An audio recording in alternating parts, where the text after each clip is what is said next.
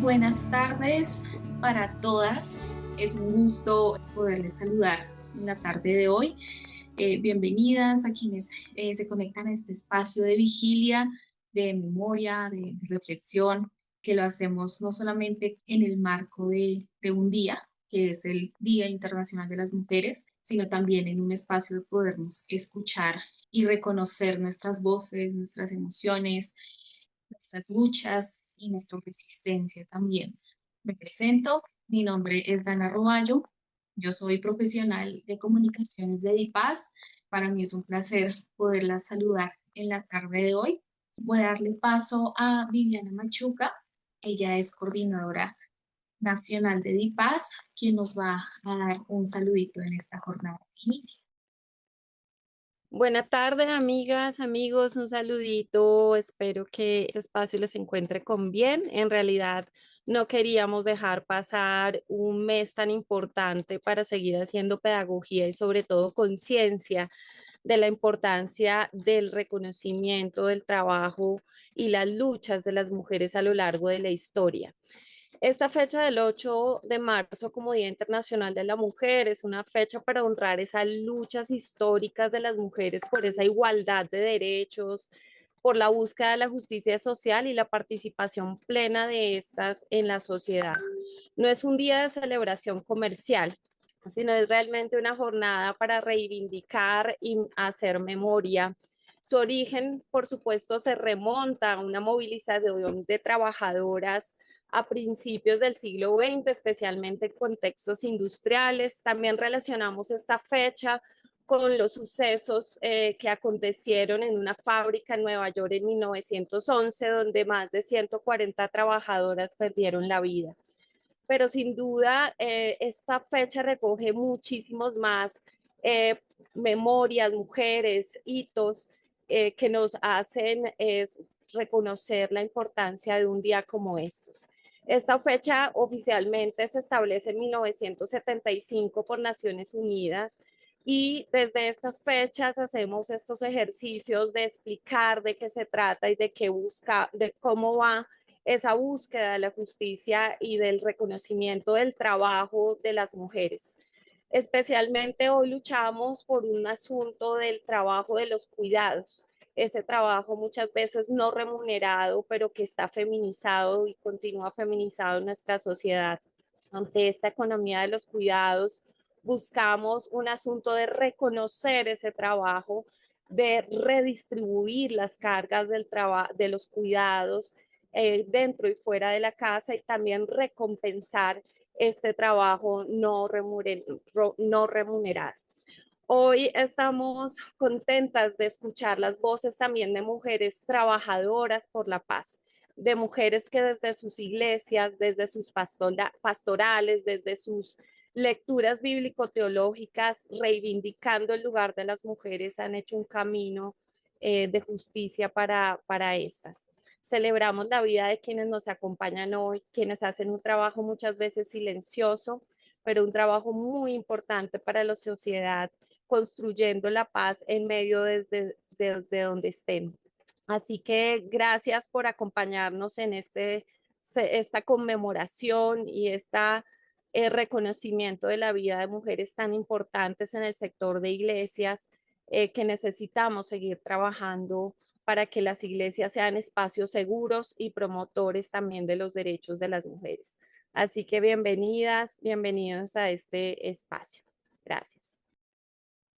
Bueno, muchas gracias a Viviana y a Dana. Yo soy Mónica, hago parte del equipo de IPAS. Un saludo a todas las personas que se conectan y nos acompañan hoy.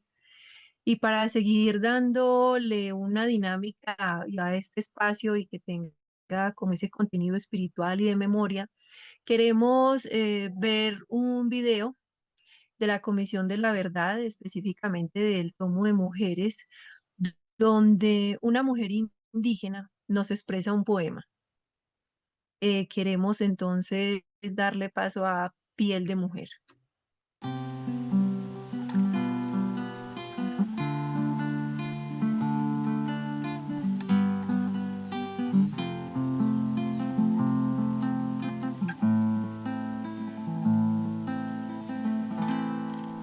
Caminar sin miedo, recorrer todos los senderos desnudo. Así, cuando la flecha cruce mi pecho, desplegaré mi ser en el río, siendo puro. Desde el fondo el agua iluminará la vida de otros. Mi risa se escuchará en el transcurrir del agua dulce del río. Mi piel de mujer será hierba mojada, piel de barro, piel de volcán. Y al horizonte de tu mirada, entre el agua y el sol, volveré arcoíris.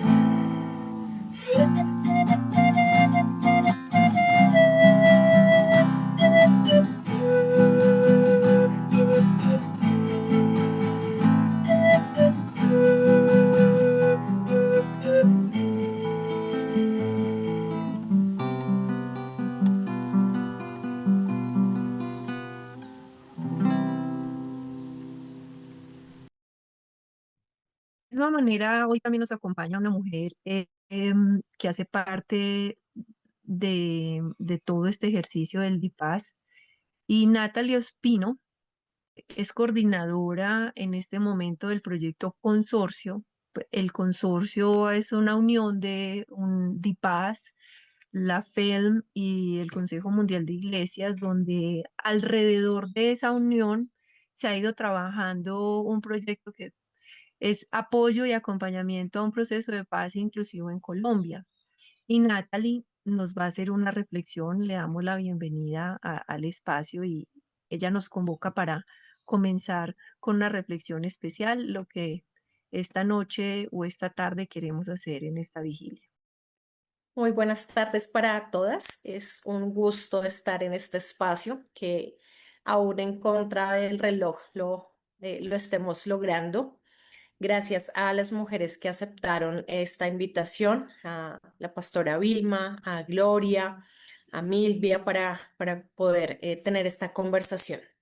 El contexto actual a nivel global es un contexto que tiene una agenda regresiva, una agenda donde los derechos de las mujeres vuelven a ser sujetos de una restricción, la decisión sobre nuestros cuerpos, las asociaciones hacia la reproducción, pero también, como lo estamos viendo públicamente a nivel nacional, son estas denuncias masivas que en medios de comunicación están haciendo las mujeres que han sido víctimas de violencia sexual o acoso sexual.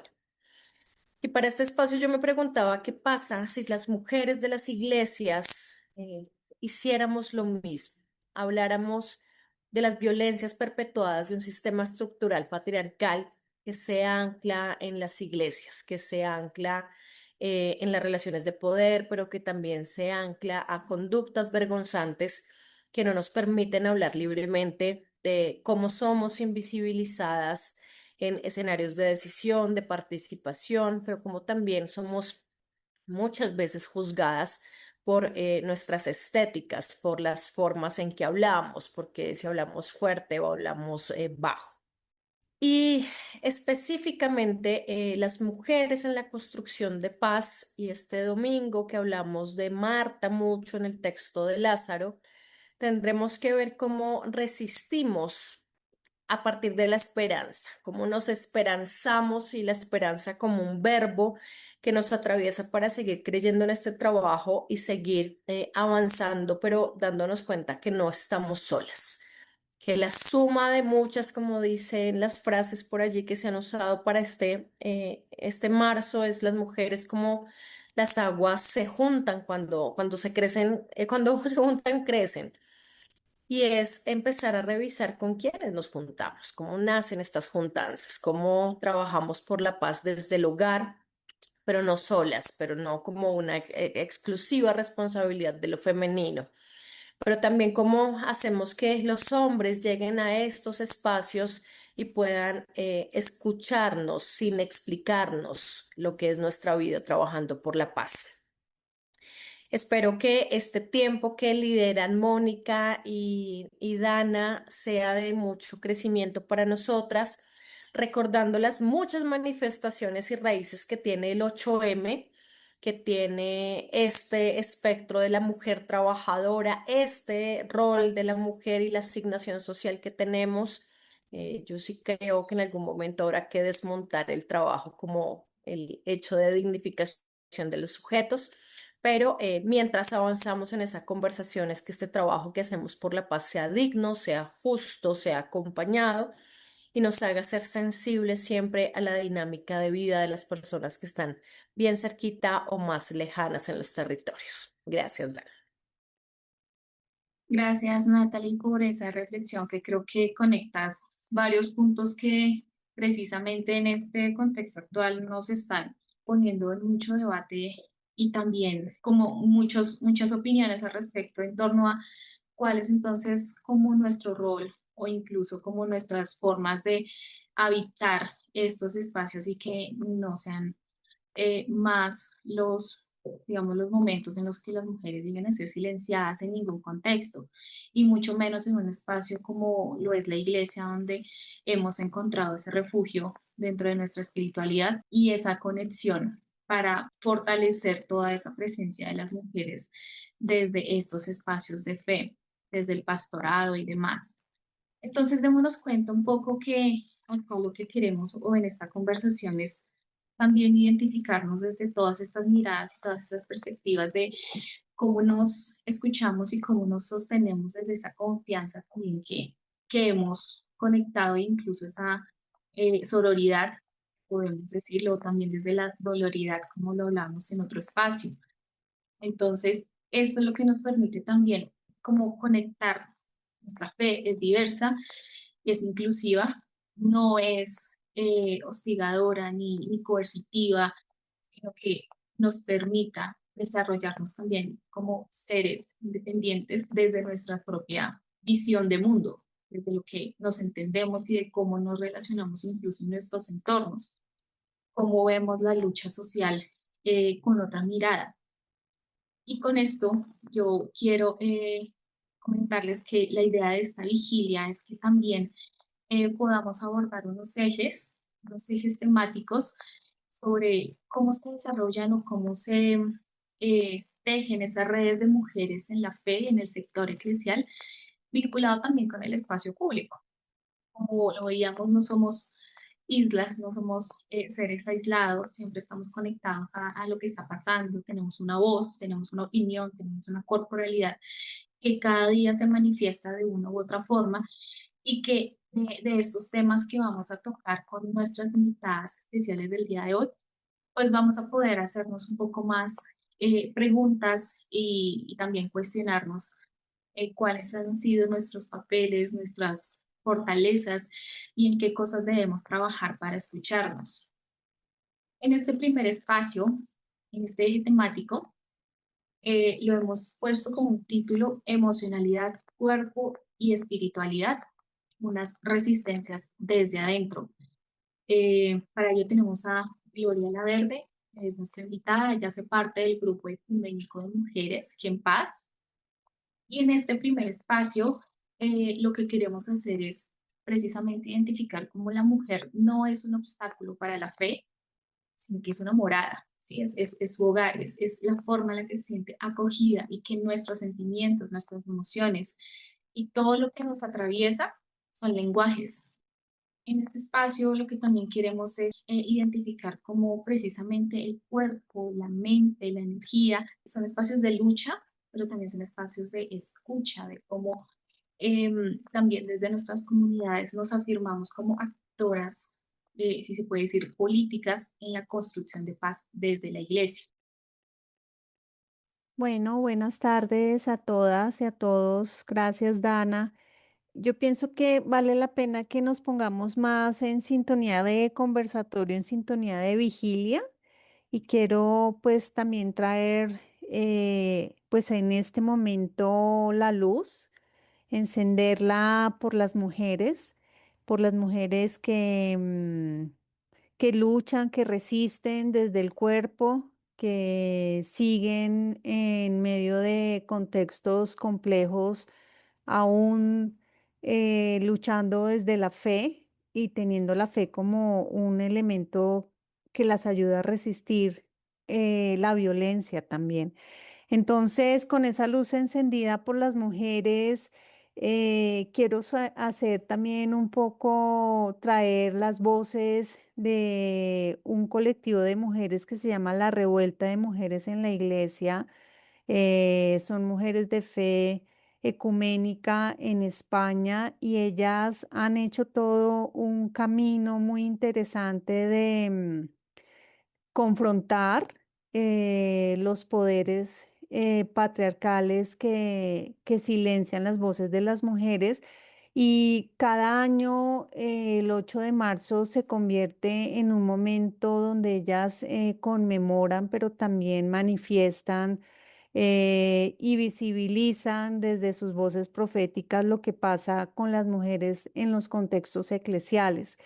La revuelta, creo que mujeres debiera ser para todas nosotras en todo el mundo, hasta que la igualdad, la justicia y el cuidado de la casa común pues se hagan costumbre. Somos mujeres diversas, mujeres laicas, religiosas, cristianas, evangélicas, desde muchos lugares de espiritualidad, pero también somos mujeres críticas.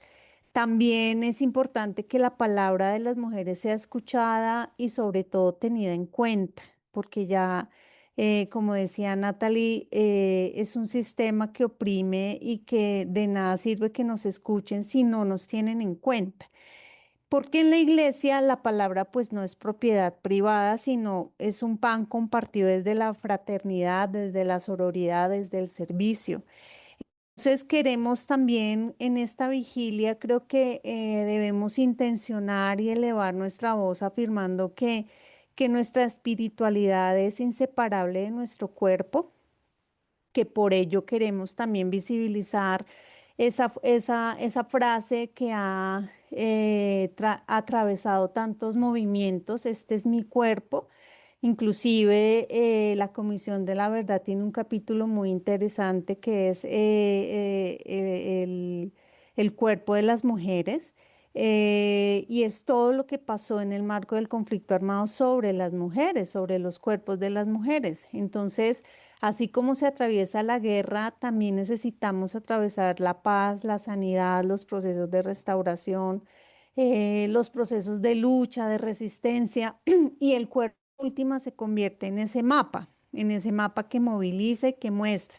Entonces, sumado y también hilando un poco lo que Natalie decía, que es una sociedad patriarcal que ha mirado los cuerpos de las mujeres siempre como máquinas productoras de trabajo y reproductora también de hijos.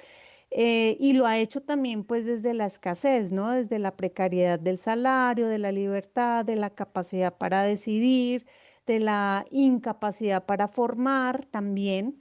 Y creo que desde ahí, desde esa escasez de educación que viven las mujeres, desde esa escasez de pensamiento propio, de liderazgo, de autonomía, pero también de vida, pues nuestros cuerpos terminan siendo desechables y como ya bien lo hemos analizado en Colombia y en todos los contextos de guerra, terminan siendo botín de guerra. Entonces, pues creo que este llamado y este movimiento nos provoca que nos sumemos a que no sigamos permitiendo que nuestros cuerpos sean conducidos hacia la carencia de la vida, hacia el sometimiento, hacia la dominación, como cuerpos siempre sufrientes y heridos, ¿no? Como víctimas, pero que nos llenen más, nos lleven más hacia la abundancia, hacia el reconocimiento de nuestros cuerpos como vitales, como gozosos, como sensuales, como eróticos, como placenteros de una vida de derechos, ¿no? Entonces son cuerpos de libertad y ubicados y situadas desde ese lugar profético, pues hoy en el marco de esta vigilia intencionamos eso, que los cuerpos de las mujeres sea una manifestación de Cristo, que sea también una manera transgresora y libre para manifestar abundancia, para manifestar vida, para manifestar libertad, ¿no? Entonces necesitamos como mujeres como invitaba Dana al principio, desde la corporalidad, encontrarnos con una iglesia nueva, donde no exista esa exclusión por ser mujer, donde podamos reivindicar nuestra presencia en esa gestión, pero también podamos soñar y gozar de una institucionalidad o de una institución eclesial en la toma de decisiones, en el acceso a todos los ministerios, en la reflexión teológica, en la predicación, en la transmisión de la fe desde las mujeres y para las mujeres, en una visión muy positiva también de la sexualidad y de los cuerpos y en un cambio sistemático y claro de la imagen de Dios, no como hombre, sino como ese Dios mujer también, que nos abraza y nos sostiene, ¿no? Entonces, sabemos que esa es una tarea larga porque el patriarcado pues no acepta perder privilegios, pero cada acción que hacemos las mujeres y cuando nos reunimos hacemos grietas al patriarcado y eso es clave y es importante y es poderoso, porque donde las mujeres se juntan, pues se forma, hay un movimiento fuerte, ¿no? Entonces, por esa razón, pues estamos aquí todas juntas para que esa revuelta se convierta en algo poderoso y eficaz. Yo quiero entonces, digamos, para consolidarlo desde esa voz profética, invitarlos a que tengamos un tiempo pues simbólico y litúrgico también, y que podamos tener un momento de clamor también, de letanía. Y quiero que ahí pues cada una en silencio y conectada, intencionando esta vigilia de mujeres, fe y dignidad, pues podamos repetir ahí desde donde estemos, ¿no? Este es mi cuerpo, sagrado y habitado por la vida. Este es mi cuerpo, digno, libre y amado. Nuestros cuerpos han sido heridos, los abrazamos con ternura. Nuestros cuerpos han sido silenciados, escuchamos su verdad. En nuestros cuerpos habita Dios, somos templo de vida. Caminamos juntas en cuidado y esperanza. Este es mi cuerpo y en él florece la vida. Este es mi cuerpo y no será controlado. Este es mi cuerpo y no será silenciado. Somos mujeres creyentes y también feministas. Este es mi cuerpo y no será controlado. Este es mi cuerpo y no será silenciado. Somos mujeres creyentes y también feministas. Nuestros cuerpos resisten, nuestros cuerpos luchan. Exigimos una iglesia sin exclusión, con voz, dignidad y poder. No tenemos miedo, caminamos juntas.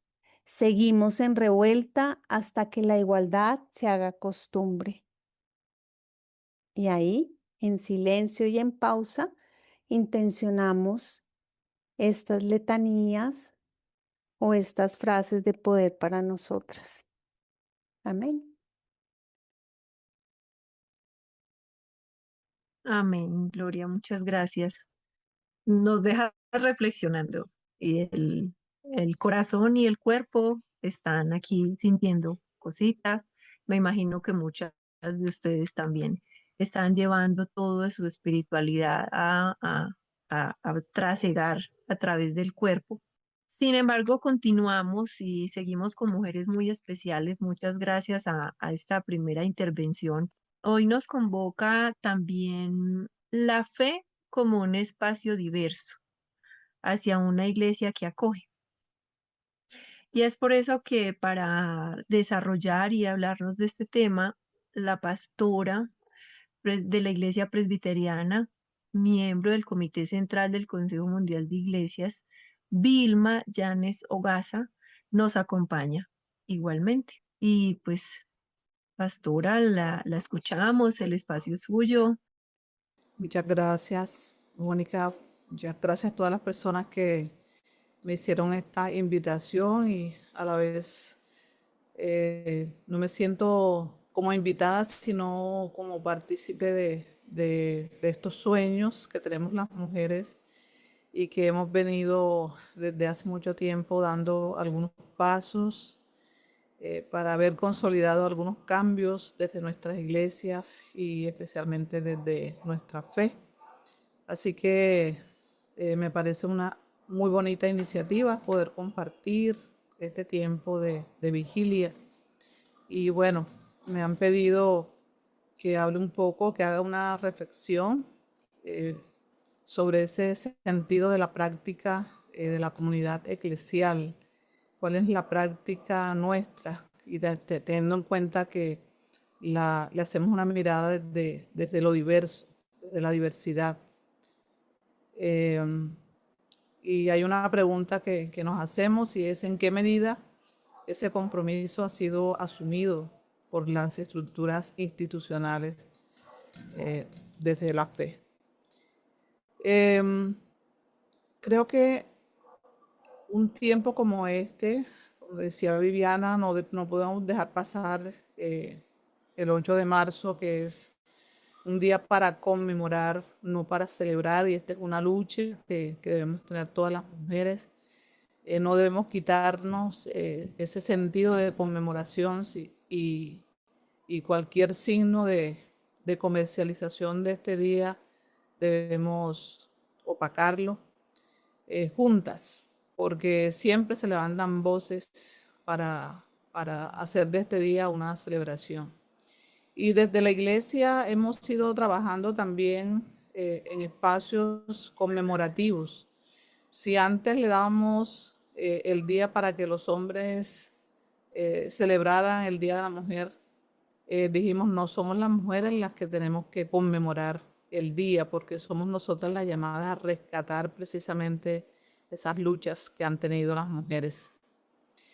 Mirando algunos textos bíblicos que pueden tal vez iluminar esta reflexión para darle sentido a la práctica eclesial, quisiera referirme a un texto que se encuentra en Lucas, en el capítulo 12. Porque bueno, hay muchos textos en la Biblia que nos muestran esa faceta de sensibilidad de Dios hacia la humanidad y esa sensibilidad también que muestra Dios con Jesús su Hijo. Porque yo creo que una de las características más fuertes que casi nunca las hacemos relevantes es la sensibilidad que Jesús tuvo con las personas, a las mujeres que acogía, pero también a los hombres que los hacía parte de su comunidad y especialmente a aquellas personas que sufren, que eran muy vulnerables en aquella época, aquellas personas que lloraban, con las que lloraban. Bueno, precisamente el texto que tomamos este domingo para reflexionar fue el texto de la resurrección de Lázaro, y allí encontramos a Jesús con esa sensibilidad, llorando con los que lloran, es decir, poniéndose en el lugar de la familia que sufría en ese momento. Y todas esas personas que seguían a Jesús, discriminadas, rechazadas por la sociedad, Jesús se hace sensible y Dios con él ante esas situaciones que se convertían en situación de desesperanza. Y en el capítulo 12 de Lucas, un versículo que me gusta mucho, y es el texto, el versículo 32. Dice, no temáis, manada pequeña, porque al Padre ha placido darles el reino. Yo en algún momento comencé a escribir sobre la teología de lo pequeño, porque realmente aquí lo pequeño no es de número, realmente es la vulnerabilidad que tienen las personas. Por eso me encanta este texto de Lucas. Y Jesús trata a las personas vulnerables como la manada pequeña. Qué frase tan bonita, mi manada pequeña. No teman, manada pequeña. Y Jesús descubre esa fragilidad que tienen esas personas que han sufrido, esas personas que han sido rechazadas. Por eso las llaman así. No porque es un grupo pequeño, sino porque realmente son personas muy vulnerables. Y creo que las iglesias estamos llamadas a entender y a ver, a comprender que también tenemos alrededor de nosotros, de nosotras, una manada que sufre, que llora. Y la iglesia es la llamada a compadecerse de esas situaciones. Nosotras mismas como mujeres somos parte de esa manada de Jesús, de esa manada pequeña. Y hoy en día tenemos que decir que esas personas vulnerables se han ampliado. Tal vez en la época de Jesús muchas no se conocían, pero hoy en día sí conocemos muchas personas que siguen siendo vulnerables en nuestra sociedad. Y a la iglesia le ha costado mucho entender que tenemos muchas personas vulnerables de las cuales antes no se hablaba, pero que hoy siguen siendo parte de esa manada de Jesús y de Dios. Y en muchas prácticas de las iglesias, nosotros vemos cómo las iglesias se atribuyen un poder y una autoridad para discriminar y para decir si recibimos a estas personas o no recibimos a estas personas. A unas las recibimos y a otras las excluimos. Y sabemos que algunas iglesias, o hablemos mejor de los liderazgos de iglesias, religiosos en nuestra iglesia, no le permiten, por ejemplo, a personas participar en la Santa Cena. Yo he escuchado, y esto me ha causado mucha angustia personal, que pastores o líderes, inclusive mujeres, se atribuyen esa autoridad para rechazar o decirle a una persona: no puedes participar de la Santa Cena porque tú estás en pecado. Es decir, eso es no entender el sentido de la gracia de Jesucristo. Y si bien es cierto, y como decía, las mujeres somos parte de la manada pequeña de Jesús y hemos ido ganando espacios en nuestras iglesias, cosa que no ha sido fácil, ha sido una lucha firme, fuerte, pero tal vez no hemos ido más allá de la reflexión, de cambiar algunos elementos pequeños. Y yo creo que hay muchas cosas que en la práctica son excluyentes. Hay muchas situaciones que excluyen a las personas, a esa manada pequeña de Jesús. Y nosotras, las mujeres, somos llamadas a cambiar esas prácticas, a cambiar las estructuras, porque las estructuras siguen siendo piramidales. En algunos casos se observa que esa práctica en esos espacios de gobierno eclesial a veces son dictatoriales y atraviesan por lo político, y detrás de lo político sabemos que está el control del poder, ese poder que se quiere perpetuar, que quiere controlar. Y estas son experiencias que vivimos las mujeres hoy en día y que se viven en nuestras iglesias. Entonces, ¿cómo ir más allá? O sea, que solamente las reflexiones, no nos quedemos en las reflexiones para pensar, para mirar desde una perspectiva feminista la Biblia, leerla con ojos de mujer, sino que hagamos cambios que sean relevantes también en esas estructuras que tenemos en nuestras iglesias. Y estaba pensando cómo ir más allá para que no nos quedemos en la reflexión. Y yo creo que tenemos que partir el mismo hecho de ser unidad, el sentido de la unidad de la iglesia, pero esa unidad que se da en la diversidad, porque somos unas iglesias diversas, estamos conformadas por personas con un pensamiento diferente, Y para llegar a eso, a mirarnos como una iglesia diversa, para poder entendernos así, tenemos realmente que hacer una conversión en nuestra vida. Y yo creo que a nosotras es mucho más fácil, porque tenemos esa sensibilidad, poder dar el paso a la conversión. A los varones les cuesta esa conversión por sus estructuras patriarcales, las que han vivido siempre. Pero nosotras debemos luchar para que la unidad realmente se viva con esa diversidad. Realmente tenemos que traspasar esa esfera de que la unidad no es uniformidad, porque muchas iglesias piensan que vestirse así, actuar así, acomodarse de esta manera, eso es unidad, pero realmente somos una comunidad muy diversa.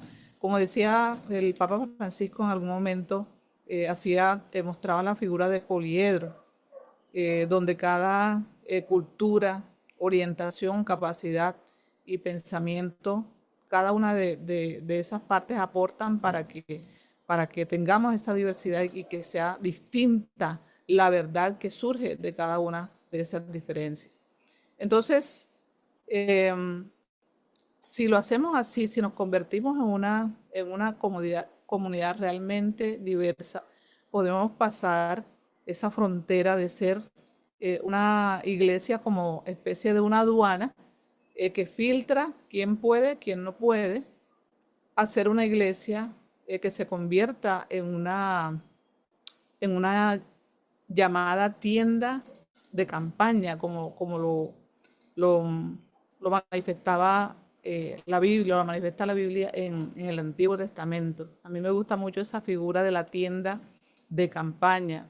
Y precisamente hay un salmo, el Salmo 27, versículo 5, que habla precisamente de esa tienda. Dice, me resguardaré en tu cabaña en el tiempo adverso.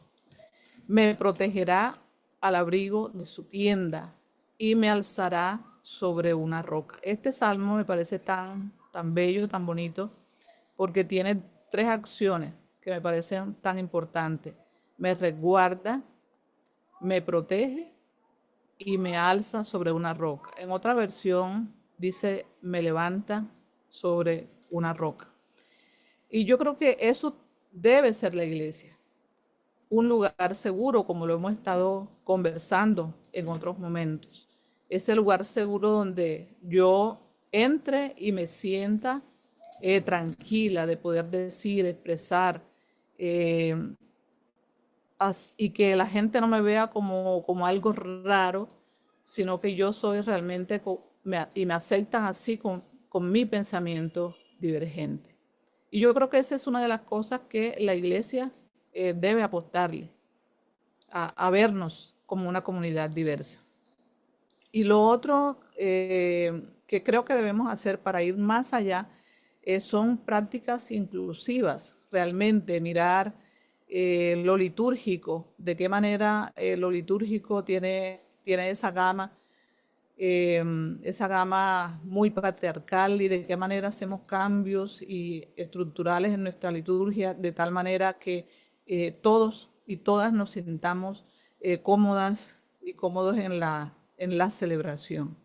Entonces, si hay que hacer prácticas inclusivas en lo litúrgico, vamos a hacerlo. Vamos a celebrar, a celebrar la fe, respetando los lenguajes, respetando todas las expresiones culturales que vivimos y que experimentamos. Y otro cambio que podemos hacer en esas prácticas inclusivas es la escucha activa, o sea, crear esos espacios donde los diferentes grupos marginados que tenemos, como las mujeres, como los jóvenes, como las personas con discapacidad, como la comunidad LGTBIQ+, que de alguna manera se introducen en nuestra iglesia, pero muy calladitos, con miedo, con temores, cómo nosotros abrir espacios para esos que han sido marginados y que aún viven en el temor y en la angustia del rechazo. Esos deben sentirse cómodos resguardados en nuestra cabaña. Y lo otro es esa corresponsabilidad que tenemos en el liderazgo.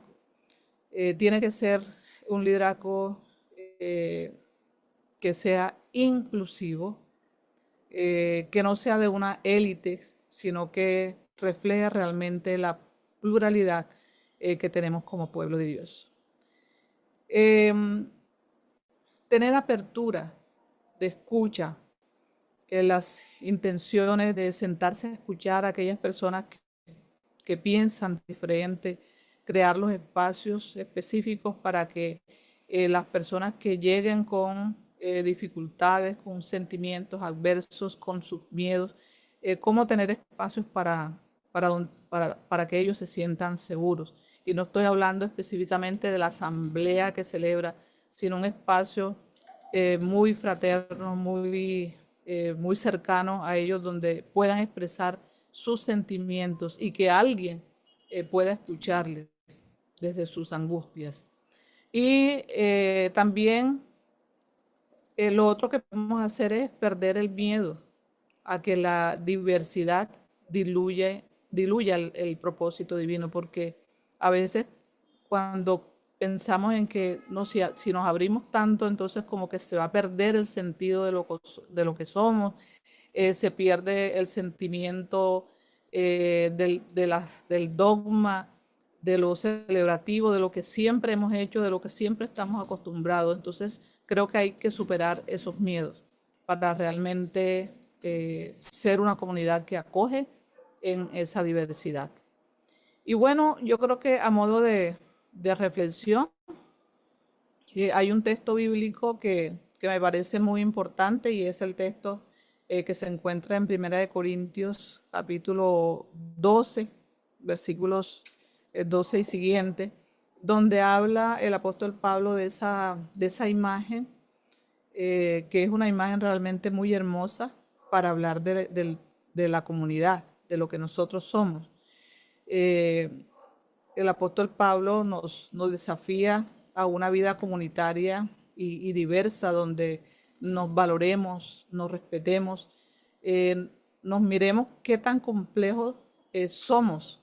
Una comunidad muy compleja, llena de diferencias, pero que esas diferencias deben atraernos y no separarnos.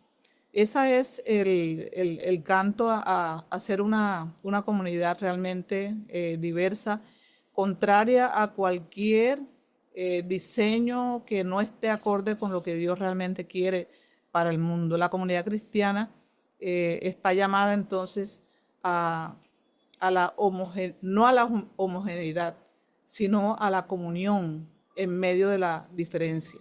Cada persona con su historia, con sus dones, con su cultura, con su edad, con su sensibilidad, a formar parte de esa fe, de lo que nosotros creemos como cuerpo de Dios, el cuerpo tejido, vivo, que somos en Cristo, y de ese cuerpo que nos hablaba Gloria ahorita.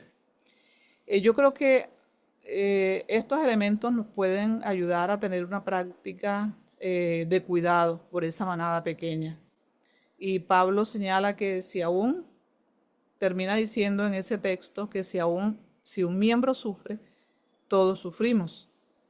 Y si un miembro es deshonrado, tenemos que buscar cómo honrar ese miembro. Y todos nos gozamos por la alegría del que ha tenido victorias o logros, alcances, y vivimos una espiritualidad profunda comunitaria de esa manera.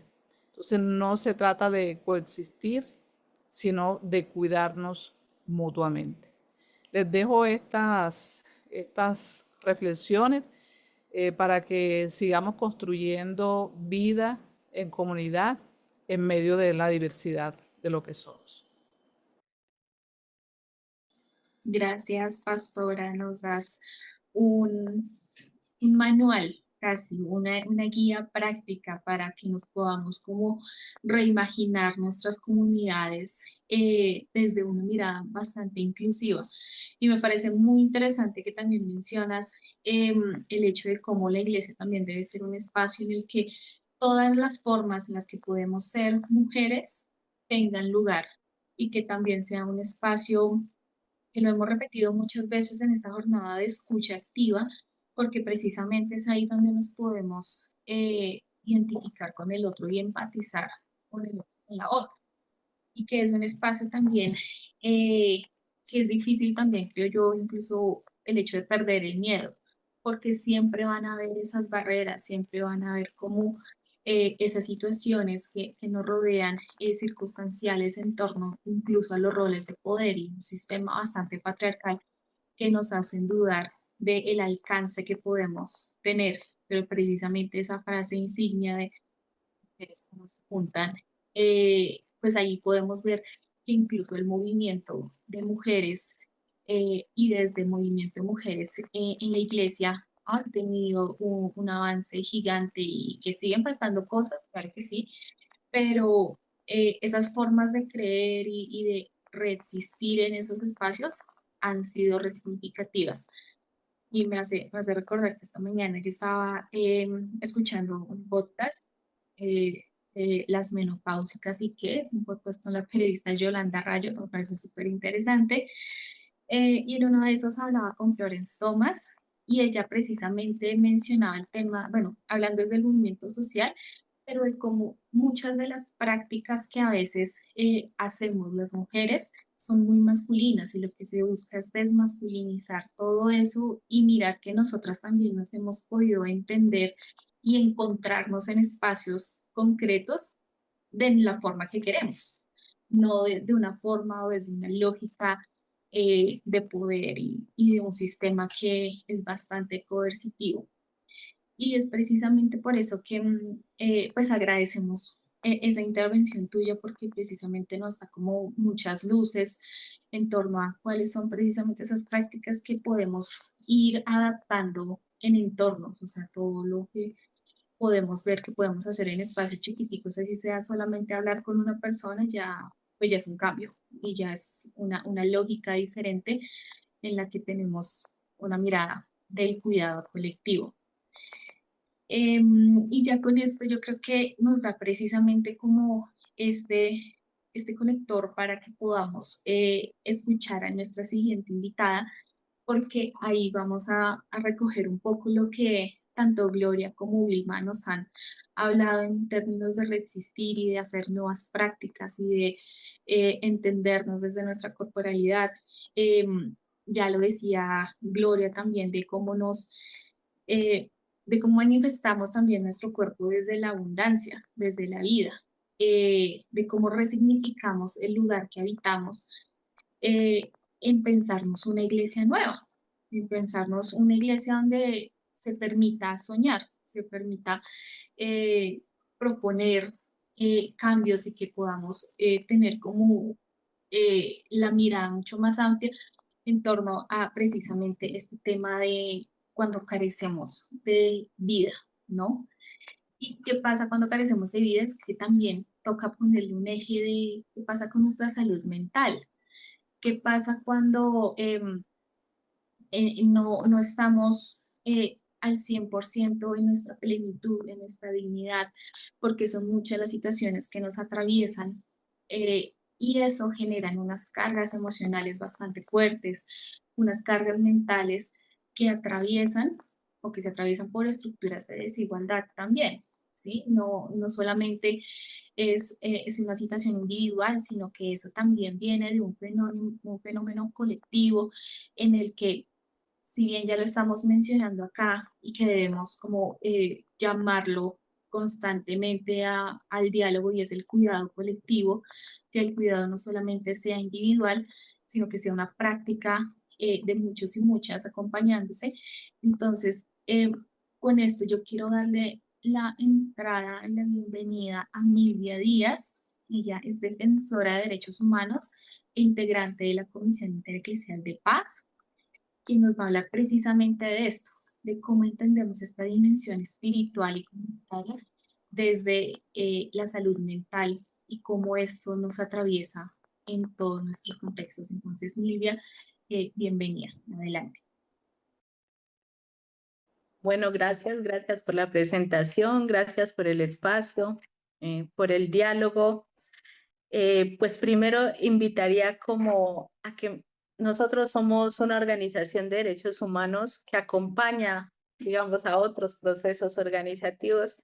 Me gustaría como colocar un pequeño video muy corto, como de minuto y algo. Es un pequeño reel. Somos mujeres y defendemos la vida en cada territorio que acompañamos. Somos mujeres y sostenemos la memoria. Somos mujeres y defendemos la dignidad de nuestras comunidades. Somos mujeres y defendemos los derechos humanos en Colombia. Somos mujeres y denunciamos la injusticia que otros prefieren callar. Somos mujeres y protegemos el territorio como espacio de dignidad. Somos mujeres y construimos esperanza en medio de la adversidad. Manin, Minhegay, siempre man sostene Viniragao, Mashengay, Ishmaniragao. Somos mujeres y creemos que la justicia es el camino a la paz. Somos mujeres y caminamos junto a comunidades que resisten. Somos mujeres y no guardamos silencio ante la violencia. Somos mujeres urbanas y seguimos caminando por la paz y la justicia. Somos mujeres y construimos memoria con las vivencias de nuestro antepasado. En cada territorio que acompañamos, las mujeres sostienen la vida, la memoria y la dignidad. Somos mujeres que construyen paz. Digamos, ese video un poco recoge lo que hacen esas mujeres, lo que construyen, defienden. Y yo creo que el sentido del cuidado colectivo, la defensa de los derechos humanos y el tema de la salud también mental frente a todo un trabajo que es supremamente importante y muy amplio, tiene que ver con la espiritualidad. Entonces, ¿cómo la espiritualidad juega un papel, creo que muy importante y muy profundo también en estos contextos donde estamos, contextos pues donde los colectivos y especialmente las mujeres se enfrentan a desigualdades, violencia, exclusión. Y en ese sentido, para nosotros, para la Comisión Intereclesial de Justicia y Paz, el cuidado colectivo es una práctica política y ética. Entonces, cuando hablamos de lo espiritual, ese tesoro, digamos, que se guarda en vasijas de barro, pues somos nosotros. Entonces, es la capacidad que de manera individual tenemos para cuidarlo, para estar bien, para poder también, digamos, transmitir o hacer un trabajo dentro de los colectivos. Amar al prójimo como a ti mismo, pues es en la práctica ese cuidado que nosotros ejercemos. Y para nosotros es una apuesta política. Digamos, si no hay una concepción del cuidado como práctica,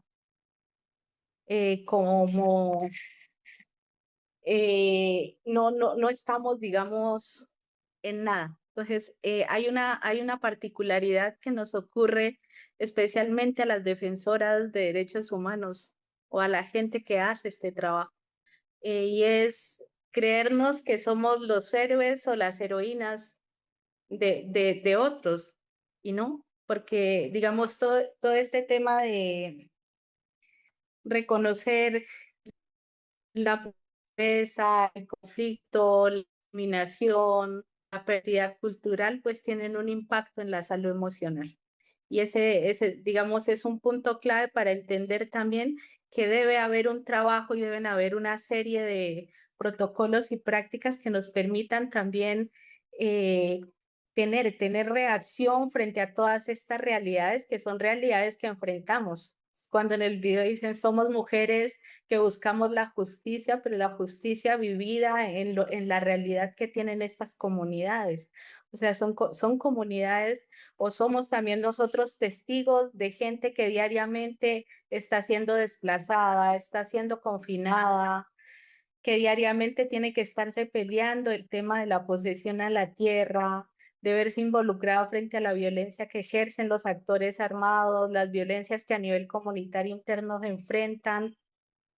Entonces, creo que el primer elemento que quiero compartir es que la salud mental comunitaria tiene que ver con un tema de reconocimiento también de esas realidades y de entender que no somos los héroes ni las heroínas y que requerimos también de un trabajo de preparación emocional, psicosocial, para poder también hacer un trabajo con las comunidades. En ese sentido, creo que es clave el tema de la familia. Nosotros dedicamos gran parte de nuestro tiempo a la labor de la defensa de los derechos humanos, a la labor de estar en las comunidades y a nosotros, por ejemplo, nos insisten mucho en trabajar las agendas individuales también, o sea, de nuestro tiempo libre, de que podamos tener otros espacios también en los que podamos como reactivarnos, por decir algo así. Y creo que eso es fundamental, o sea, creo que el poder tener los tiempos diferenciados, el poder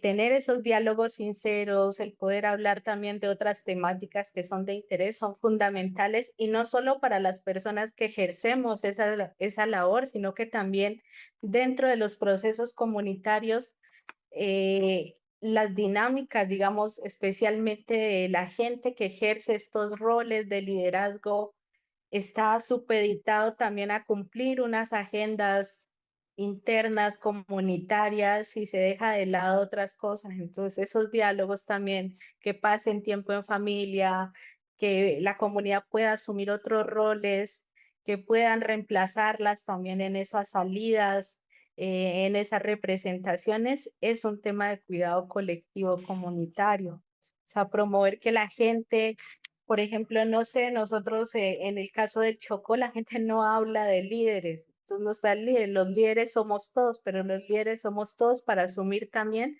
las distintas responsabilidades que amerita, porque cuando la gente sale a eventos, pues tiene que dejar abandonados a sus hijos, sus responsabilidades, sus familias, y esas son temáticas que hay que conversarlas. Entonces creo que ese es otro elemento importante, en valorar también los saberes ancestrales, culturales, esos encuentros también para no necesariamente hablar de las cosas tristes, sino poder integrarnos en prácticas, en talleres de interés, en cosas que pueden ser unos espacios diferenciados o que pueden generar otro tipo de sentimientos en la gente es importante. La atención emocional, psicosocial, a veces la gente en los talleres no quiere hablar de las cosas que suceden de manera pública y a veces es necesario esos diálogos informales, esas visitas comunitarias para saber en qué están estas mujeres que ejercen esos roles o la gente que ejerce estos roles también y que está haciendo un trabajo súper importante de fortalecimiento organizativo. Entonces son como elementos claves. Creo que los espacios de escucha, de diálogo seguro son importantes. Estar con la gente, acompañar a la gente en esos momentos de duelo, de miedo, de riesgo, tener las herramientas necesarias también para trabajar con la gente cuando se están presentando este tipo de situaciones es muy importante. Creo que es parte del cuidado, porque eso son lo que les digo, son realidades que las vamos a encontrar, digamos, en el diario, en lo cotidiano. Poder, digamos, fortalecer el tema comunitario para proteger la vida es súper importante. Por ejemplo, yo ejerzo dentro de la organización un papel en todo lo que tiene que ver con ambiente, territorio.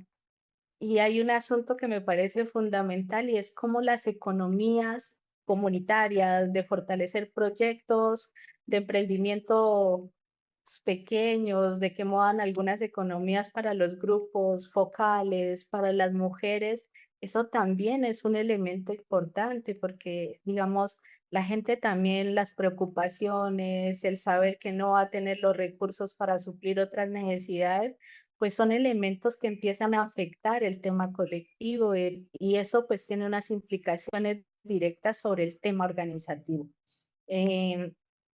acompañar también todas estas prácticas como el trabajo comunitario, las ollas comunitarias, hacer encuentros, es parte, digamos, de todas estas acciones que pueden contribuir al tema de cuidado colectivo.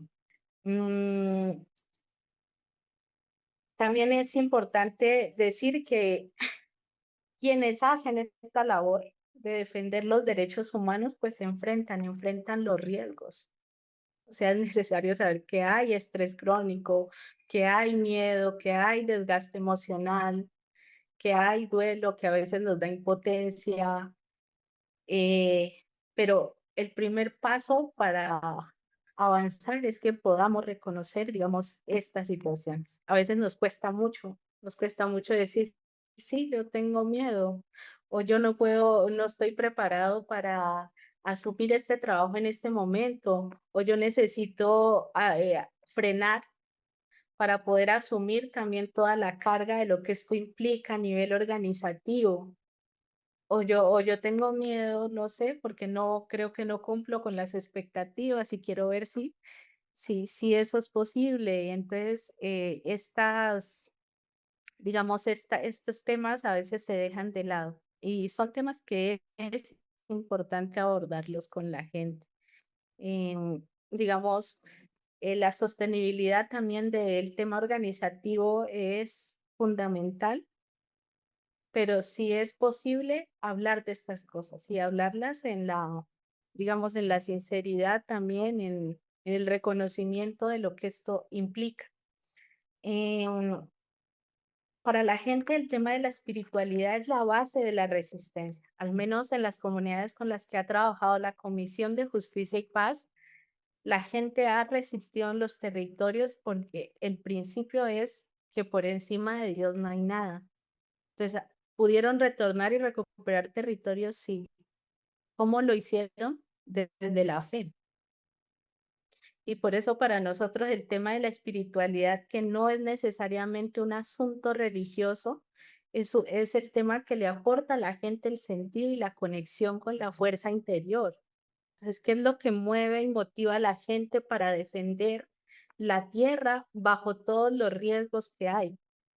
La espiritualidad, entendida desde las distintas visiones que pueden tener las comunidades indígenas, afrodescendientes, urbanas, respetando el principio de lo que eso significa, es cómo la espiritualidad le da sentido y propósito a la lucha que tienen estas personas dentro del territorio. Y en eso pues juega un papel importantísimo el tema de la conexión con la naturaleza, con los ancestros, con la comunidad. Estas prácticas, por ejemplo, la gente no puede empezar un evento, una reunión si no hay una oración, si no se encomiendan, si no hacen un ritual. Eso es muy importante dentro del cuidado. Y hay un tema que me parece muy interesante que nosotros pues lo hemos trabajado muy a fondo y es el tema de la esperanza y la resiliencia frente a la adversidad.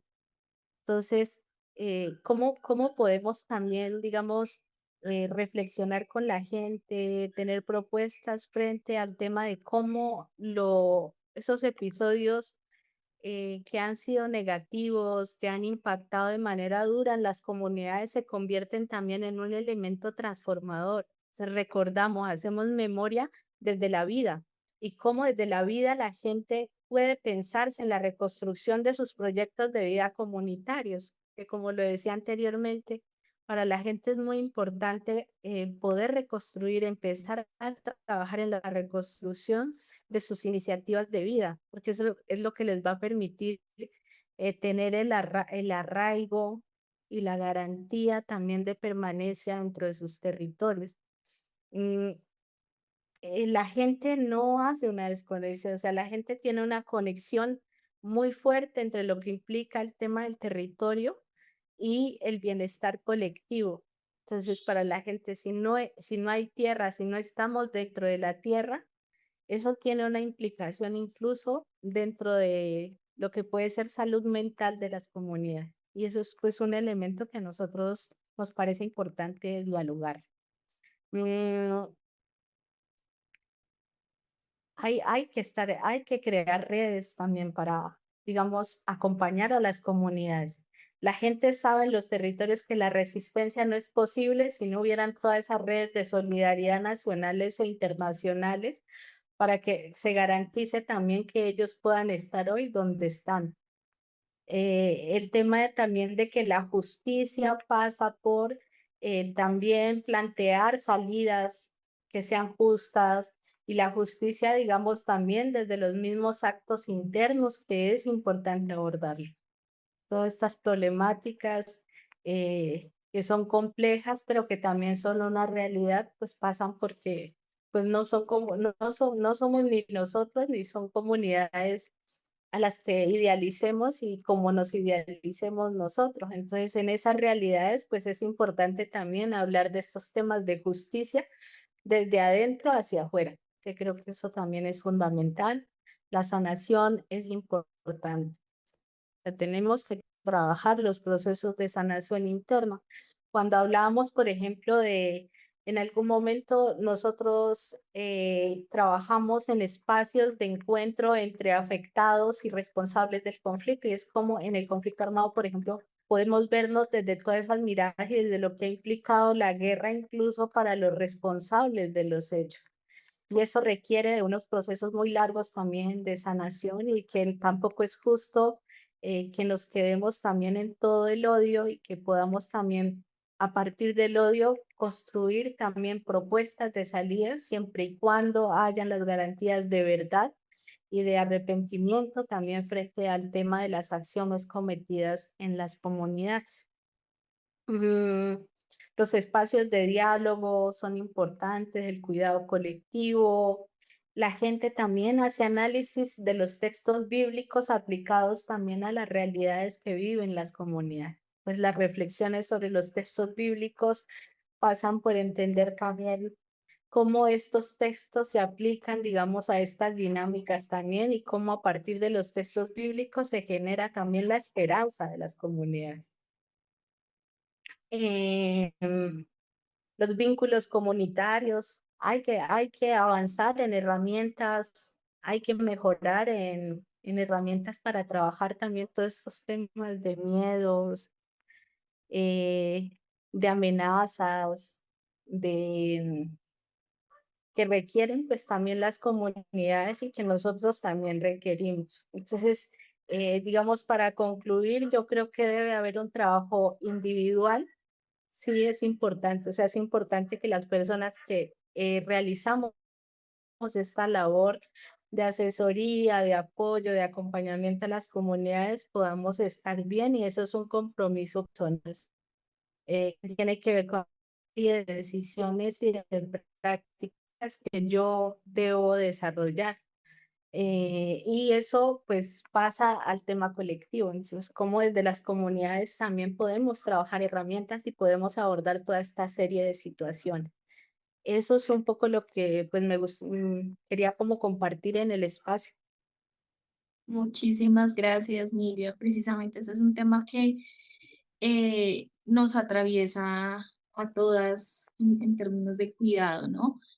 Y más porque tú lo aterrizas muy bien al tema de mujeres lideresas. ¿Qué pasa cuando pensamos que la vida es solo activismo, pero entonces nos olvidamos de nosotras porque ese complejo de estar salvando a los demás permite que nos descuidemos en nuestras propias dolencias o en los propios elementos que tenemos que cuidarnos a nosotras mismas y que si no lo vemos que el cuidado no deja de ser parte de unas condiciones estructurales porque también se sostiene en la colectividad, que eso tú ya lo mencionabas, en esa responsabilidad compartida de crear esas redes de apoyo, de escucharnos y de valorar precisamente cuáles son, más allá de los propios objetivos que tengamos en nuestras agendas y nuestros propósitos de lucha, pues también cómo nos pensamos en esa preparación emocional. ¿Cuántas veces en estas organizaciones o en estos movimientos, más allá de mirar cómo se hace un acompañamiento responsable en una comunidad, sea asesoría o cualquier otra actividad que uno desarrolle en términos de precisamente el acompañamiento, cuántas veces pensamos en cuáles son nuestros colaboradores, quienes están al frente de estas comunidades, que son situaciones bastante difíciles. El solo hecho de ir hasta allá y recoger un testimonio ya genera una carga emocional y ya genera eh, una dolencia incluso a quien solamente está escuchando un relato o un testimonio. Entonces yo creo que ahí también, y precisamente que lo conectas con cómo la espiritualidad da un propósito de lucha, de identificarnos desde primero desde nuestras acciones internas, hacer como esa mirada autocrítica de qué tan bien estamos o qué tan mal estamos, pero también cómo eso se transforma en esa sanación, que sabemos perfectamente que pues a raíz de las conversaciones en temas de paz en Colombia nos damos cuenta que la verdad es precisamente una de las formas en las que nos sentimos que estamos sanando. El saber qué pasó, solamente con responder esa pregunta ya nos genera como una nueva, un nuevo aire, nos quita una carga, nos quita un peso. Y más si nos estamos soportando en nuestra espiritualidad y en nuestra fe como ese motor que nos permite seguir echando gasolina para avanzar y avanzar y avanzar. Entonces, Silvia, muchísimas gracias por tu intervención, por el video también en el que nos vemos muchas mujeres desde cuáles son nuestras formas de pensarnos y de habitar. Yo creo que con esto vamos a ir dando un poco el cierre primero a estas 4 intervenciones, en el que pues agradecemos muchísimo a nuestras invitadas, quienes participaron de este espacio, a quienes se conectaron. Sabemos que el tiempo siempre es bastante corto, queremos ahondar un poco más, pero digamos la idea de este espacio es que también, más allá de ser también una reflexión desde la liturgia, desde el propiamente objetivo de una vigilia que ya vamos a encaminarnos a la oración, es también identificarnos en estos lugares en los que estamos y también contextualizarnos ahorita. Uno de los espacios que queremos que más adelante ustedes puedan ahondar, que van a encontrar en nuestras redes precisamente, aparte de esta vigilia, es una conversación pendiente que vamos a tener con la reverenda Adelaida Jiménez de la Iglesia Presbiteriana, quien nos iba a compartir, bueno, pues no pudo conectarse por temas de movilidad, creo que era, pero ella nos va a compartir un poco qué es lo que está pasando ahorita con la agenda de mujeres en estos tiempos tan fuertes de polarización, ¿no? En estos momentos en los que estamos bombardeando, o sea, estamos siendo bombardeadas de discursos bastante fuertes, bastante retrógrados, que sabemos que son profundamente conservadores por una tendencia que estamos teniendo a nivel mundial, pero que eso también lo podamos aterrizar a cuáles son las conversaciones que tenemos en nuestros espacios más íntimos, incluso en esos espacios donde podemos ser, donde podemos hablar y donde decimos aquí tal vez podemos hacer un cambio. Entonces, la invitación también es a que estén súper pendientes de nuestras redes y volvamos a estar compartiendo información por los grupos de WhatsApp para que revisen también ese contenido desde la conversación que tengamos con Adelaida y revisemos un poco cómo estamos en esa materia de tantos discursos de polarización en este contexto también bastante fuerte de elecciones, donde incluso llega a ser bastante, digamos, constante la instrumentalización de la imagen de la mujer. Y la apropiación a veces de esos discursos que son conquistas del movimiento de mujeres, pero que también se trastocan un poco en el ámbito de lo político. Sin más, Voy a darle paso a Natalie Ospino, quien nos va a guiar en la oración para esta vigilia, Mujeres, Fe y Dignidad, los lugares que habitamos. Adelante, Natalie. Gracias a todas por estas conversaciones que suman, pero que también son un aliento para el alma, para poder parar un poco, respirar y seguir.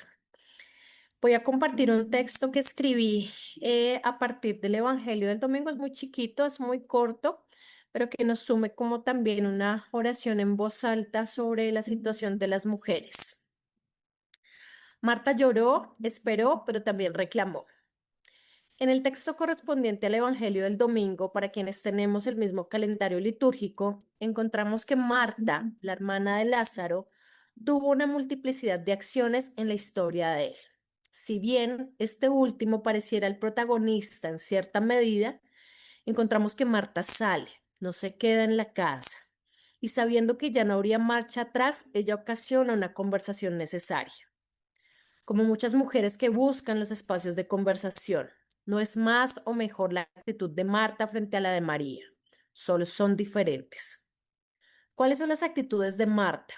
Ella conoce la situación, advierte las consecuencias, llora, también le reclama a Jesús y se convierte en portavoz de la fe. Las mujeres que resisten a las múltiples formas de violencia toman la opción de liderar, desarrollar, abanderar una causa colectiva que tiene costos individuales, pero que también aprende a llamar a María y a quienes sea necesario para sumar a la causa, para caminar en conjunto, para salir y mover las piedras y quitar las vendas. Que sea la ruaj, el espíritu, el fuego, las mariposas que nos mueven desde adentro, lo que nos siga sosteniendo para poder seguir trabajando por la paz, para poder seguir teniendo la perspectiva del perdón, de la reconciliación, pero también del sufrimiento. Solo cuando sabemos que hemos sufrido podemos dar el paso que sigue. Estas que son tus hijas están aquí de pie, resistiendo, que toda la luz, que todo el amor, que toda la protección esté en sus vidas y en sus caminos siempre, que en este tiempo podamos tener un buen descanso y poder ser conscientes del milagro que renace cada mañana en nuestra vida. Amén y amén. Muchísimas gracias, Natalie. Creo que nos sumamos todas con un corazoncito a esta vigilia. Quiero darle paso ahora a Viviana Machuca, quien también nos va a dar un mensajito de cierre. Gracias.